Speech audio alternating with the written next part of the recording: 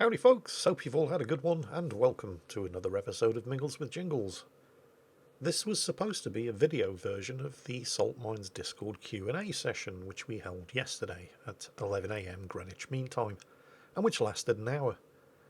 Conscious of the fact that the audio recording has not been perfect in the last couple of times I did this, I spent quite some time prior to the Q&A session setting up and ensuring that all of the audio recording equipment was as best as it could possibly be. And then I did the hour-long Q&A session and forgot to press the record button. This, of course, should not have come as a great surprise to anybody. After all, it is well known that I am crap. So what I thought I'd do for this episode of Mingles with Jingles, since no recording of the Q&A now exists, is I'd just go back and re-answer for the benefit of anybody who wasn't in the 150 strong audience that the Salt Mines Q&A attracted, or in other words, almost all of you. So I'm just going to crack straight on with some of the questions that were asked. This one from Woot Woot, and he said, I'm new to the community, so where did the Salt Mines jokes originate from? I suppose that's a good question. If you are new around here, it might seem kind of bizarre because it's a weird thing to have. So, as most of you probably know, the Mighty Jingles is my known warlock from World of Warcraft, and how can I put this? His bark is way worse than his bite.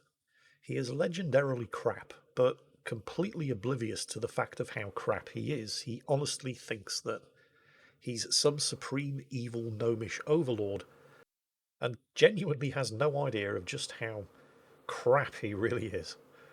That's just the way I play him, and it's kept me amused over the years at least. The salt mines thing came as a threat that Jingles would use. Like, you better buckle up or I'll send you to the salt mines. So why the salt mines? Why not the coal mines or the iron mines or the gold mines?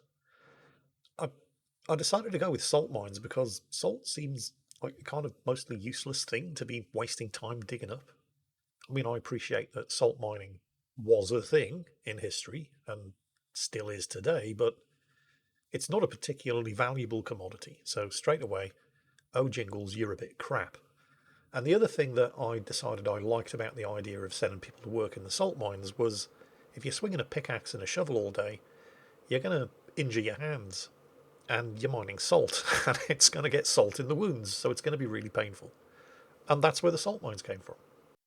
It's a combination of my being just a little bit crap and just a little bit sadistic. The next question came from your resident Belkin, and he said, have you seen any good movies lately, oh mighty overlord? And actually, yes, I have. Which is kind of surprising, because normally I go to the movies and I get all excited and I come away very, very, very disappointed.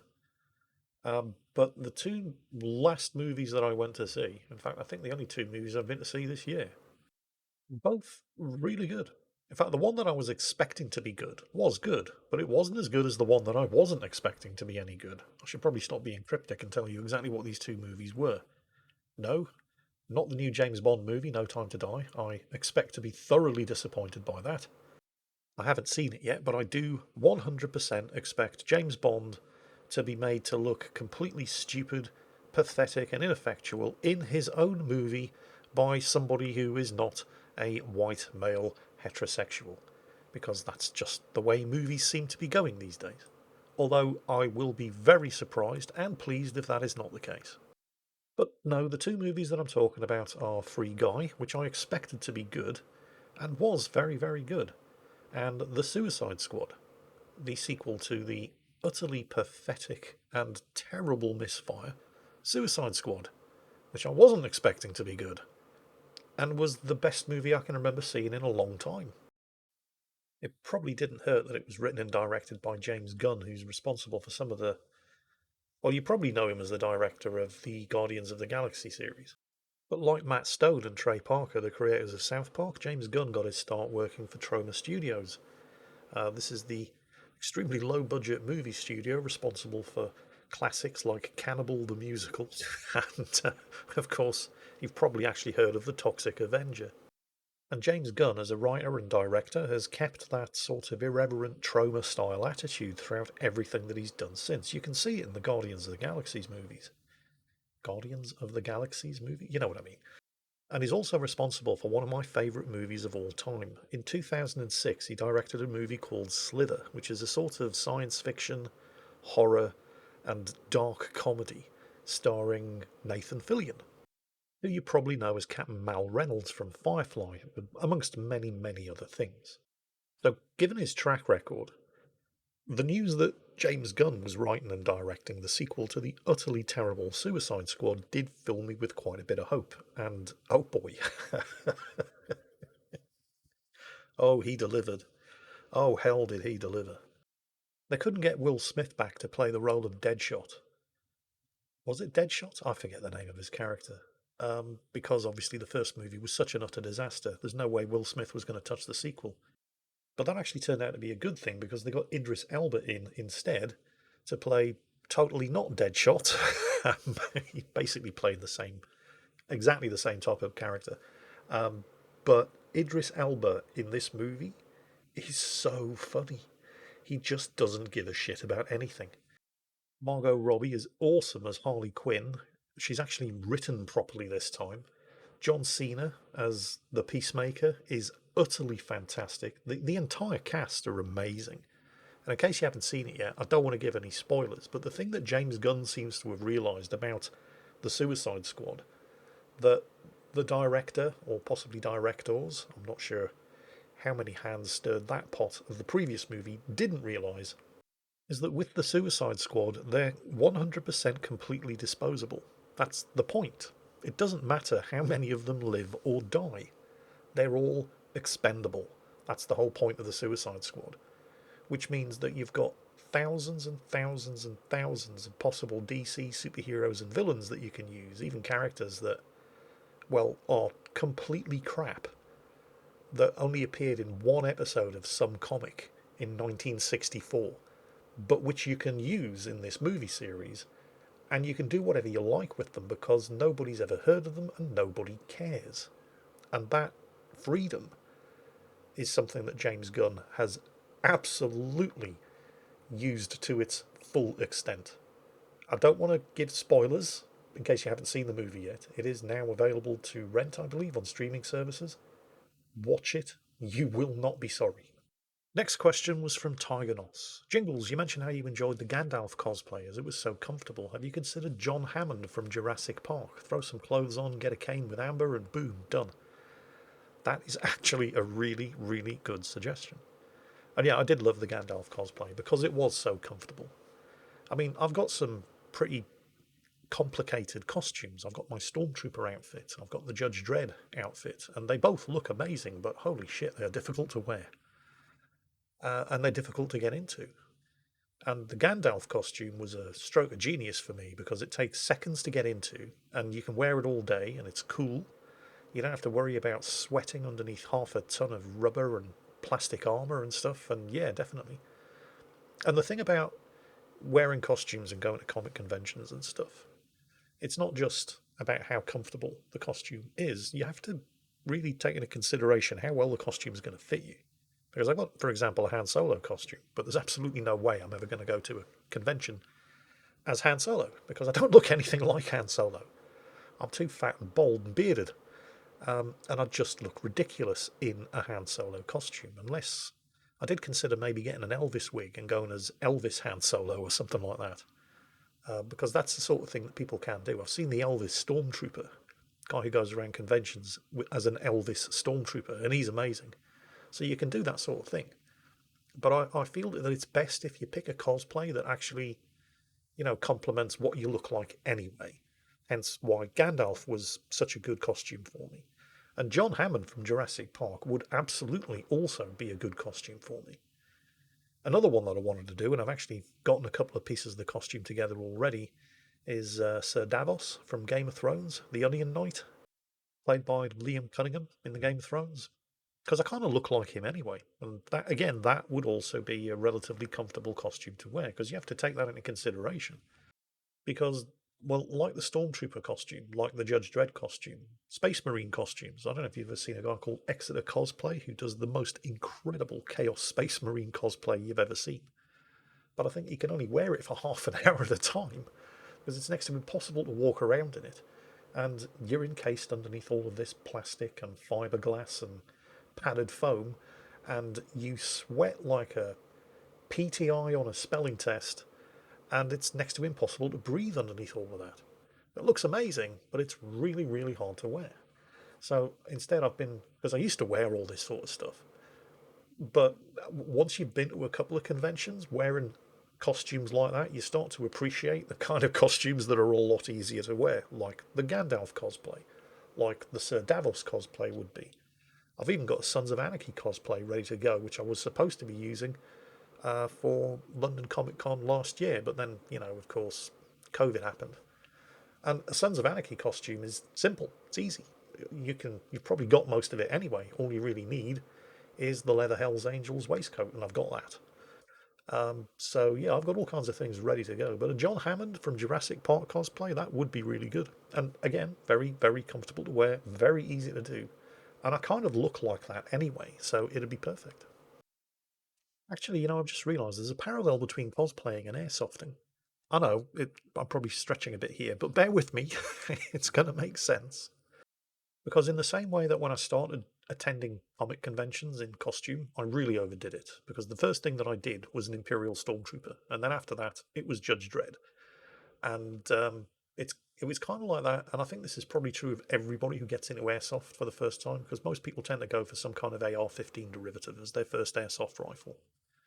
And then they start putting stuff on it: a tactical foregrip, a grenade launcher, a laser unit, some kind of reflex sight.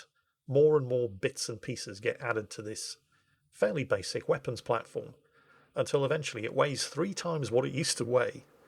And most of the stuff that you've added to it doesn't actually serve any practical purpose within the sport of airsoft. It's the same thing with your gear as well. You start off because, getting all of this gear it's not cheap. So you start off with just a pair of BDUs and a water bottle and an ammo pouch. And then here come the knee pads, here come the elbow pads. Well, we're going to have a Serpa drop leg holster, some kind of tactical vest with all kinds of webbing and pouches attached. And eventually you're carrying around 3 times your body weight, including the rifle, which has got all this stuff on that you never, ever, ever actually use. You just want it to look good.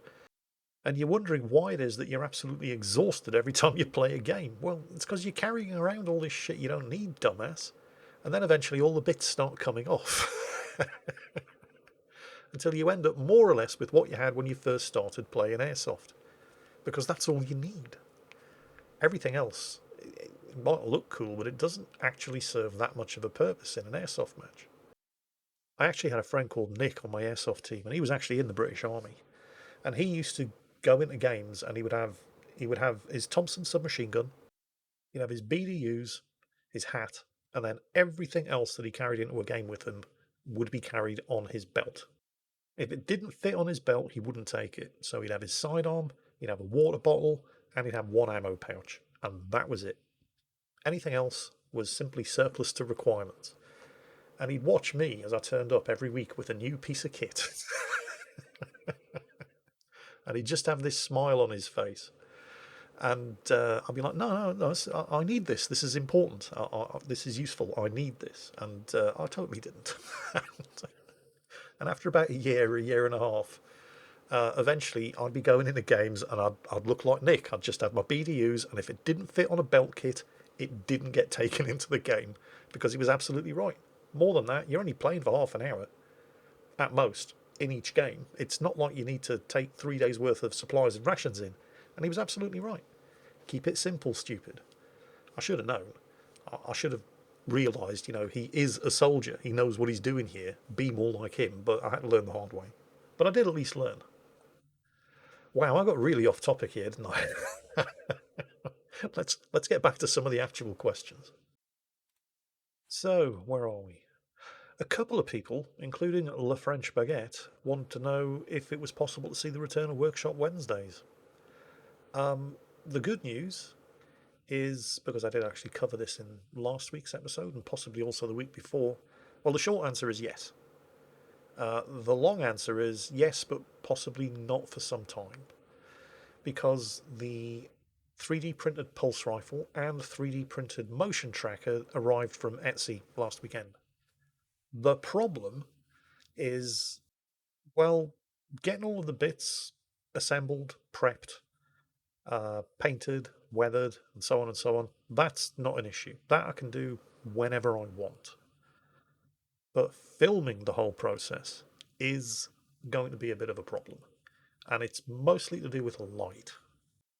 Unless you've actually tried to film something like that for yourself, you really don't appreciate how important light is. I have this issue when I'm doing the Home with the Gnome stuff down in the kitchen.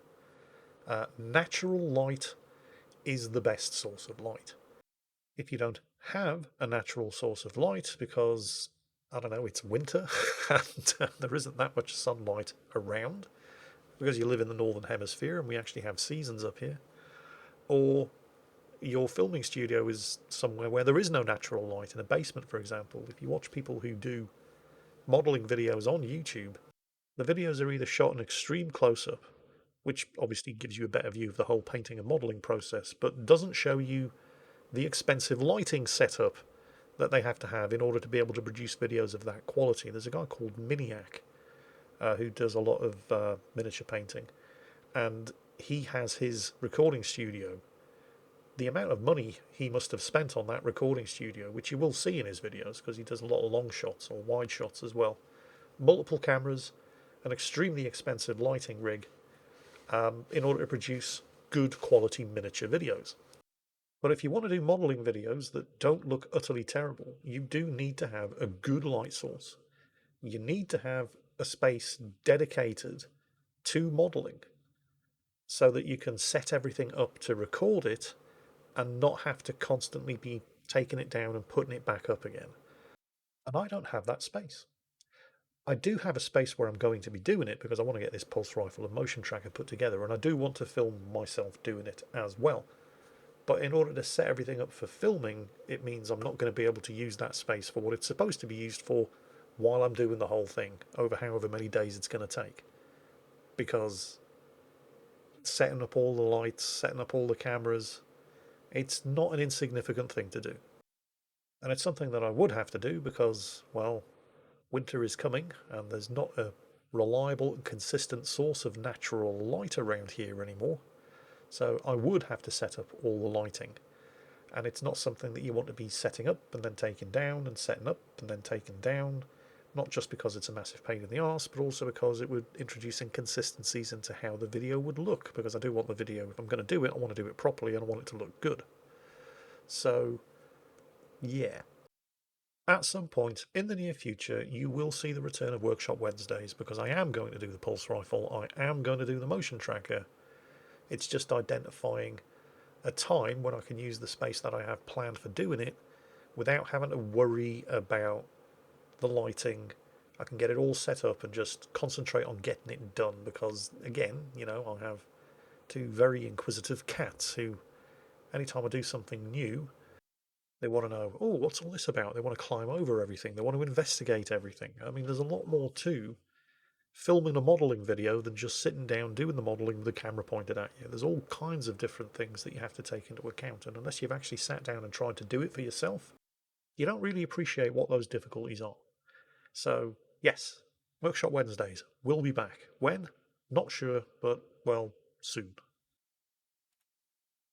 Finally, because this video is getting on a bit, although, finally, because our final question, and there were way, way more questions than this that actually got answered on the actual Q&A Discord.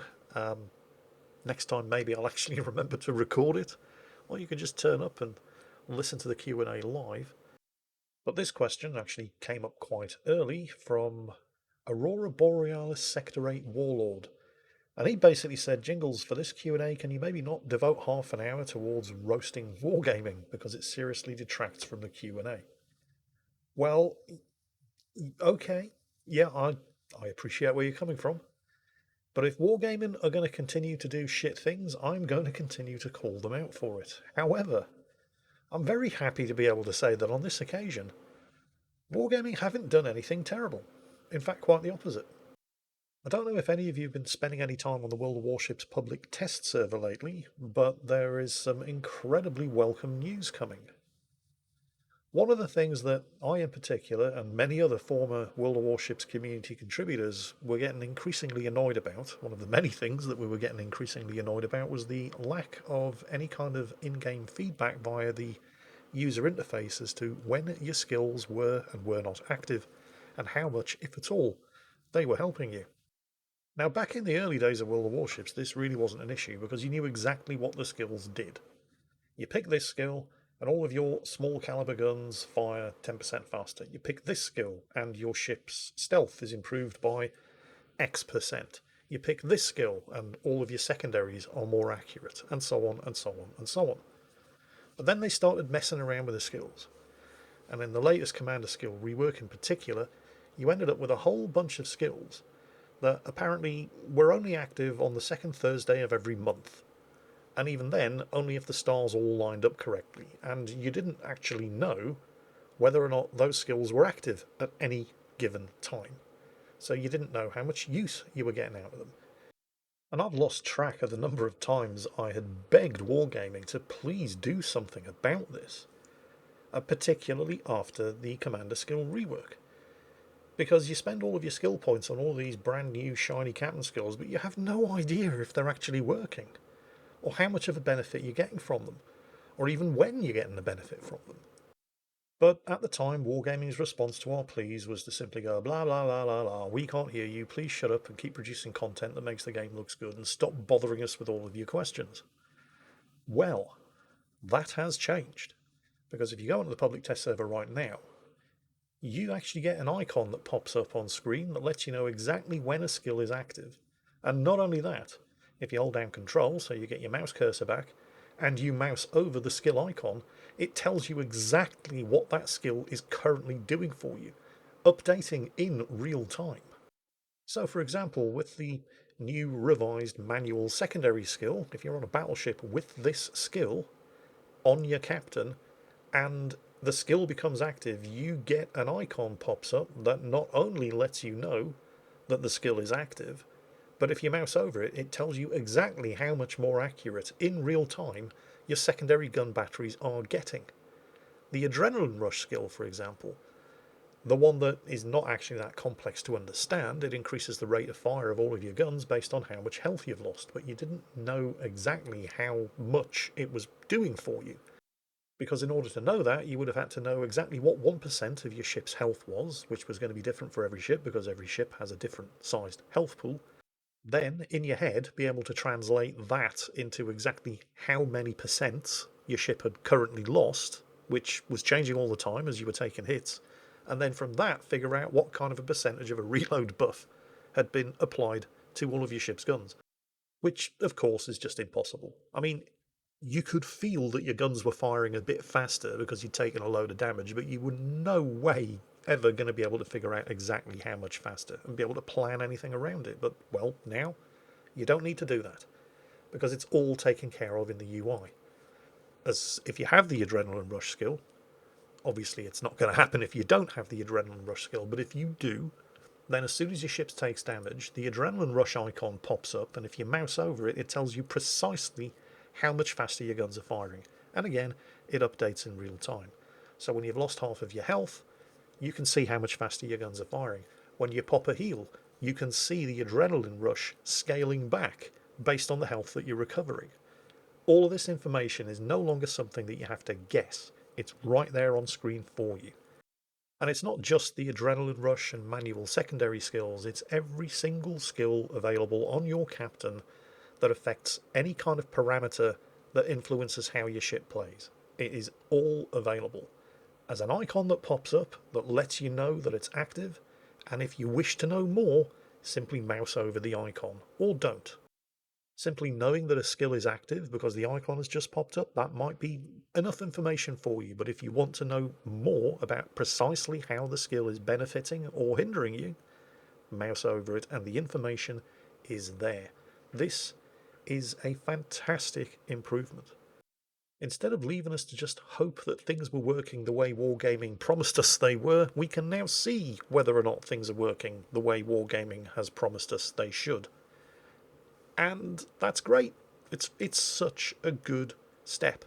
It's a shame that all of their big community contributors had to quit in disgust, and the community as a whole had to break into open revolt before they started taking player feedback like this seriously and doing something about it. But I guess whatever the reasons are, the important thing is that Wargaming are taking player feedback seriously, and they are in the process of taking steps to improve the game based on what the community have said to them. That is a good thing. Yeah, I might be able to sit here and bitch about the why, but at this point, the why isn't really that important. What's important is that they are taking steps to improve the game in a way that we can all see and understand. So they do deserve credit for that. This doesn't mean we should go easy on them, however. There's plenty more they've promised to do. So we do need to keep an eye on them and make sure that they deliver on other things that they've promised. But the fact that they're honouring this promise, this is a very good sign. And on that bombshell, that's it for this week's episode of Mingles with Jingles, which should have been a recording of the Salt Mines Discord Q&A session and been about an hour long, but I am legendarily crap. And after setting up the recording, I forgot to actually press the record button. Oh well, maybe next time. Take care, folks. Stay safe, and I'll catch you next time.